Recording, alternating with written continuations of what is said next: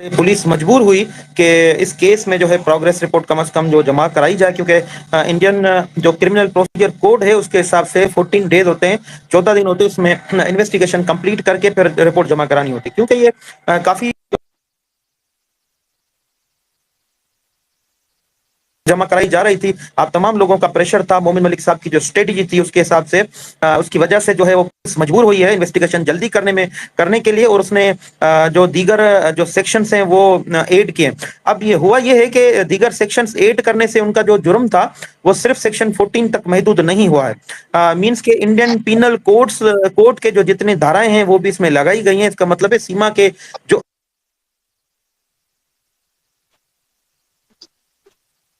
और ही अजाइम थे जो जिसको इंडियन पुलिस ने रेक्टिफाई किया है।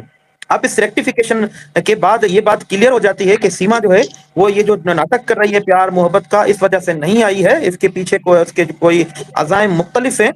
वो जरूर जाहिर होंगे कि वो अजाइम क्या है। अभी इन्वेस्टिगेशन की रिपोर्ट जो 173 की है वो मुकम्मल जो है जमा नहीं कराई गई है इंडियन इन्वेस्टिगेशन अफसरान की तरफ से, क्योंकि अभी तो सिर्फ टाइम लिया गया है। टाइम लेने के वजह से इन्होंने ये धाराएं ये सेक्शन अडॉप्ट किए। मजीद जो दीगर इन्वेस्टिगेशन होगी, जो जरूरी जो चीजें होंगी वो लास्ट जो 173 की रिपोर्ट जब पेश होगी उसमें इन्वेस्टिगेशन ऑफिसर जमा कराएगा, क्योंकि वो कभी भी डिस्क्लोज नहीं करेगा अपनी इस इन्वेस्टिगेशन का जो मेन पहलू है वो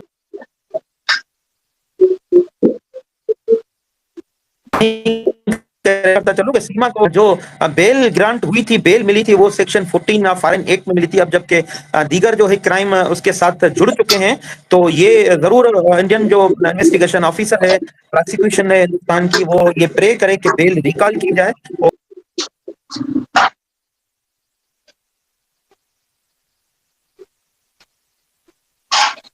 का केस है तो हिंदुस्तानी समाज के लिए, हिंदुस्तान की स्टेट रियासत के लिए, और प्रोसिक्यूशन 14 की वायलेशन की। लेकिन इंडियन जो पुलिस है, इन्वेस्टिगेशन इदारे हैं, प्रोसिक्यूशन है, इन सब ने मिलकर जो ये प्रोग्रेस रिपोर्ट जमा कराई, इसमें रेक्टिफिकेशन हो गई है कि सीमा के जो अजाइम हैं वो क्रिमिनल एक्ट के अजाइम हैं, जो हिंदुस्तान की रियासत, हिंदुस्तानी जो पीपल हैं, सिटीजन हैं, उसके लिए वो तमाम हानिकार वो साबित हो सकते हैं और वो बड़ा नुकसानकार हो सकते हैं। इसलिए मैं जरूरी समझता हूँ कि प्रोसिक्यूशन हिंदुस्तान की वो ये प्रे करे हिंदुस्तान की जुडिशरी से कि बेल जो है वो रिकॉल करा के सीमा को फर्दर इन्वेस्टिगेशन के लिए जो जेल में रखा जाए वहां से इन्वेस्टिगेशन की जाए। सर लेकिन मामला ये है ना कि पुलिस सीरियस नजर नहीं आती। आपने खुद देखा कि एक अरसे से चीख के थक गए कि इन्वेस्टिगेशन जहां पाकिस्तान और इंडिया का मामला बीच में आता है तो यहाँ तो कोताही, गफलत, लापरवाही तो सोच भी नहीं सकता कोई।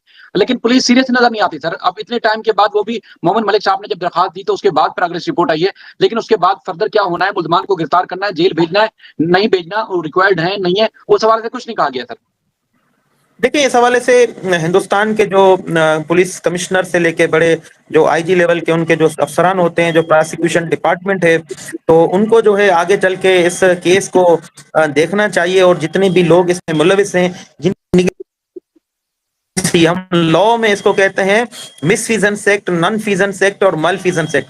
अब इस सीमा के केस में जितने लोगों ने भी मेलफीजन, मिसफीजेंस एंड नॉन फीजेंस एक्ट किया, उसके खिलाफ जो कानूनी कार्रवाई जरूर की जाए, क्योंकि ये हिंदुस्तान की 100 करोड़ कोई 30-40 लाख 100 करोड़ जो है, और 30-40 करोड़ उनकी जो आबादी है इतनी बड़ी, उनकी जो थ्रेट को मद्देनजर रखते हुए हिंदुस्तान के इदारों को आगे आके ये जितने भी अफसरान हैं, इन्वेस्टिगेशन ऑफिसर हैं, पुलिस थाने का जो कस्टोडियन होता है, वो प्रोसिक्यूशन डिपार्टमेंट में जितने भी लोग हैं जिनकी भी निगलिजेंसी है, क्योंकि 14 डेज में चालान पेश करना होता है, इन्वेस्टिगेशन कंप्लीट करनी होती है, लेकिन कितने महीने लगा दिए हैं फिर भी कंप्लीट नहीं हुआ है। अब अगर हम हिंदुस्तान का कानून देखेंगे, क्रिमिनल प्रोसीजर कोड, तो हिंदुस्तान के इस क्रिमिनल प्रोसीजर कोड के सेक्शन 61 की बात करेंगे तो वो कहता है कि आप कंप्लीट करने सिर्फ 61 डेज आपने अकॉर्डिंग टू द 67 जो है इंडियन क्रिमिनल प्रोसीजर कोड के तहत आपने वो उसको रिमांड वापस लेनी है, कि हमने हमारी इन्वेस्टिगेशन 14 आवर्स में कंप्लीट नहीं हुई, हमें दीगर ٹائم چاہیے, پھر زیادہ سے زیادہ 14 دن 14 ڈیز ملیں گے, لیکن آپ نے دیکھا کہ مہینوں گزر گئے. اب نیگلیجنسی جتنے لوگوں نے بھی کیے وہ ہندوستان کے ہو سکتے ہیں یا دشمن ہیں یا اس سازش میں وہ برابر کے شریک ہیں یا کوئی وجوہات. اب ان کی بھی انویسٹیگیشن ہونی چاہیے کہ یہ اس میں کیا وجوہات ہے, کون سے وجوہات ہے. کوئی بین الاقوامی اس میں عزائم شامل ہیں کہ یہ انویسٹیگیشن اب تک شامل نہیں ہو سکے, کیونکہ دیکھیں اس سیما کے کیس میں دونوں ممالک پاکستان اور ہندوستان دونوں انویسٹیگیشن چاہتے ہیں, اور دونوں اطراف, دونوں ممالک, دونوں ریاستوں کے جتنے بھی جو عملدار ہیں, جتنے بھی وکلا ہیں, وہ سب چاہتے ہیں کہ فیئر انویسٹیگیشن آئے. سیما کیسے ہندوستان پہنچی؟ سیما ہندوستان پہنچی تو اس کو کس نے فیسیلیٹیٹ کیا؟ سیما کے کیس میں 14 ڈیز کے بجائے مہینوں 6 سے 7 مہینے کیسے لگے؟ اور جو انویسٹیگیشن ادارے تھے ان کی نیگلیجنسی وہ اب تک ظاہر نہیں ہوئی ہے, اور ان کے خلاف بھی کوئی قانونی کاروائی نہیں ہو سکی. اس کی وجوہات کیا ہے؟ ہم تو یہ ڈیمانڈ کرتے ہیں ہندوستان کی سرکار سے, پاکستان بینگ پاکستانی میں یہ ڈیمانڈ کرتا ہوں کہ ہمیشہ ہندوستان یہ ہم پر پاکستانیوں پر الزامات لگاتا رہتا ہے. کبھی آپ نے اجمل قصاب بھیجا, کبھی حافظ زعید بھیجا, کبھی کون بھیجا. اب سیما آپ کے پاس پہنچی ہے, پاکستان کے کیسے سیما ہندوستان پہنچی؟ آپ کے ایک ہندوستان کے شہری نے ان کو جو ہے ورگلایا, اس کو اکسایا, اس کو جو ہے فیسیلیٹیٹ کیا, وہ ہندوستان آئی ہے. اب ہم پاکستان سے بیٹھ کر ہم تمام ہندوستانیوں سے, ہندوستان کے اداروں سے, ہندوستان کی ریاست سے ہم فیئر تفتیش چاہتے ہیں کہ ہمارا سٹیزن آف پاکستان ہندوستان کیسے پہنچا, کس نے ان کو پہنچایا ہندوستان. ایسا تو نہیں ہے کہ ہندوستان ماضی میں جتنے الزامات پاکستان پر لگاتا رہا کہ citizen of Pakistan border cross کر کے, جو یہ الزام ہوتا ہے, میں الزام کی بات کرتا ہوں, الزام لگاتا ہے کہ ہندوستان آ کر وہ کوئی کام کرتے, تو ان کے پیچھے بھی آپ اپنے سٹیزن آف انڈیا ڈھونڈیں. آپ ہندوستان کے ادارے میں بیٹھے ہوئے جو لوگ وہ ڈھونڈیں, کیا ان کو بھی تو فیسیلیٹیٹ نہیں کرتے جس طرح سیما کو فیسیلیٹیٹ کیا گیا ہے؟ ہم چاہتے ہیں اس کیس میں جتنی بھی نیگلیجنس ان کو بھی سامنے لایا جائے. اچھا سر, اور جو لیگل سوال ہیں ادھر جانے سے پہلے ایک ہمارے دیکھنے والے ہیں شہریار صاحب, وہ سوال کر رہے ہیں کہ جو غلام حیدر کے منہ بولے سالے ہیں اے پی سنگھ صاحب, وکیل ہیں, دعویٰ کرتے ہیں جی میں وکیل ہوں, تو کیا وہ سیما حیدر کے کیس میں اب وکالت کا رول پلے کر سکتے ہیں؟ کیونکہ مومن ملک صاحب نے ایک تو ان کو لیگل نوٹس بھیجا, اور جتنے بھی جرائم ہو رہے ہیں, کرائم ہو رہے ہیں, ان کے وہ برابر کے شریک ہیں. تو ایک کرائم میں شریک جرم ہونا اور اس کے بعد اسی کی وکالت کرنا, کیا قانون کے مطابق اے پی سنگھ صاحب بھی کر سکتے ہیں سر؟ وکالت اس کی کر سکتے ہیں اگر ضرورت پڑتی ہے تو؟ اب تک تو وکیل نہیں ہے وہ. دیکھیں, جب بھی کسی کیس میں کوئی ملزم خود وکیل ہوتا ہے یا اس پر چارجز ہوتی ہیں یا وہ ابیٹر ہوتا ہے یا اس پر کوئی جو انویسٹیگیشن میں ان کی جو کوئی سوالات کوئی اس کو حاضر کیا جاتا ہے, تو وہ پھر اس کیس کو پروسیڈ نہیں کر سکتا ہے اکارڈنگ ٹو لا, کیونکہ وہ خود کیس میں وہ جوابدار ہوتا ہے یا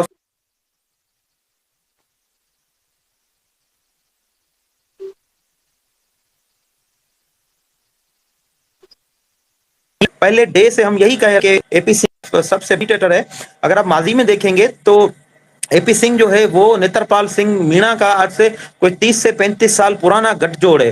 تو ہم تو پہلے سے ہی کہہ رہے تھے کہ اے پی سنگھ صاحب جو ہے وہ اس کیس میں مین کردار ہیں, جس نے فیسیلیٹیٹ کیا سیما کو شارجہ میں, دبئی میں, نیپال میں, پھر ہندوستان ربو پورا میں. پھر سیما کی جو ایف آئی آر کٹی وہ ایک پروونس سے ہٹ کے دوسرے پروونس میں کسی یہ تھانے میں, گریٹر نوئیڈا آس پاس یہی تھانے میں کوئی ایف آئی آر کاٹی گئی. اس کی ساری جو فیسیلیٹیشن ہے وہ اے پی سنگھ نے ہی کی ہے. اب کیونکہ یہ ساری چیزیں ہم پاکستان میں بارڈر کے اس طرف بیٹھ کے ہم یہ ساری باتیں کر رہے تھے, تو اتنی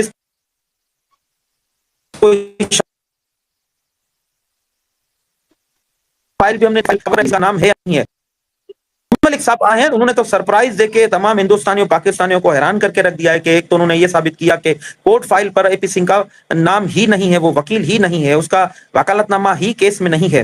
اس کے بعد مومن ملک صاحب نے وہ کڑیاں ملاتے ہوئے جو ہم بارڈر کے اس طرف سے کہہ رہے تھے, وہ مومن ملک صاحب نے وہ کڑیاں جوڑی ثبوتوں کے ساتھ وہ پیش کی, اور یہ ثابت کرنے میں وہ کامیاب ہو چکا کہ اے پی سنگھ اس کیس میں مین جوابدار ہے, سیما کا فیسیلیٹیٹر ہے, اور غلام حیدر کا جو کیس ہے اس میں بڑا کردار جو ہے وہ اے پی سنگھ کا رہا ہے. تو ہندوستان کی جتنی بھی بار ایسوسیشنز ہیں ان کو ایکشن لینا چاہیے, اس کا جو لائسنس ہے فل فور معطل کیا جائے, اور ہندوستان کی جو پروسیکیوشن ڈپارٹمنٹ ہے ان کو میں گزارش کروں گا کہ اس کیس میں اس کو اے پی سنگھ کو شامل تفتیش کیا جائے, انویسٹیگیشن اس سے اسٹارٹ کی جائے. اچھا سر, گزر سر وہ جو بیل آرڈر تھے اور سیما سچن کی اور نترپال کی جو بیل اپلیکیشن تھی وہ بھی محمد ملک صاحب سرٹیفائڈ کاپی لے کے آئے, اس کے حساب سے چونکہ جب 3 جولائی 2023 کو گرفتاری ہوئی، اس کے بعد پھر 2 دن کے بعد ان دونوں کی سچن اور نترپال کی ضمانت ہو جاتی ہے اور 3 دن کے بعد سیما کی ضمانت ہوتی ہے. تو اس ضمانت میں یعنی کہ پہلے نترپال نے بیل لے لی، اس کے بعد جب سیما کی ضمانت کی باری آئی تو اس میں جو ضمانتی ہے وہ نترپال ہے. تو سر ایک ایف آئی آر میں آپ خود ملزم ہیں، ایکیوز ہیں، اور پھر اسی ایف آئی آر میں کسی دوسرے کی ضمانت لے سکتے ہیں؟ کیا انڈین قانون میں یا پاکستان کے قانون میں؟ پروفیسر ہیں آپ، ان سارے لا پڑھاتے بھی ہیں، تو آپ کبھی کسی اس طرح کی پریکٹس میں دیتے ہیں، کسی لا جرنلز میں آپ نے یہ پڑھا ہو یا پڑھایا ہو؟ آپ ذرا بتائیے سر، ہمارے جتنے بھی دیکھنے والے ہیں. میں کرمنل لا کا پروفیسر ہوں. کرمنل لا میرا سبجیکٹ ہے. میں پڑھاتا ہوں criminal law different universities Pakistan کی میں. پاکستان اور ہندوستان کا جو قانون ہے وہ ایک ہی قانون ہے. انہیریٹنسی میں وہ قانون پاکستان اور ہندوستان کو دونوں ملا بٹوارے میں. ہمارے پاس بھی سیم قانون ہے، ہندوستان کے پاس